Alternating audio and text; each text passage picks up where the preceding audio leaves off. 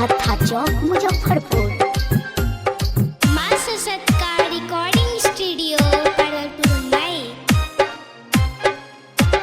भाले करके बियाहवा छौड़ी तू चल जई है। भाले करके बियाहवा छौड़ी तू चल जई है। बाके भतरा के छौड़ी ना बदल जई है। बाके भतरा के छौड़ी तू ना बदल जई है। जब जब मनवा करतो माजा हमरे से ले ली है।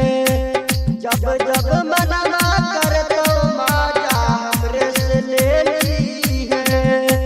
तोरा क्रिया होगे जा ना बदल जई है। तोरा क्रिया होगे जा ना बदल जई है। डीजे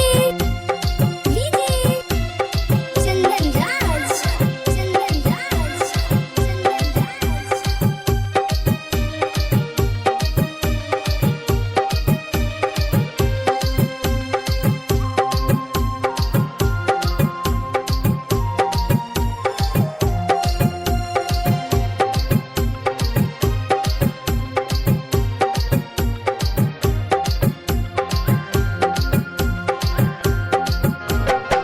छू के मनवा कैतौ सटे नदिया बस अइतौ।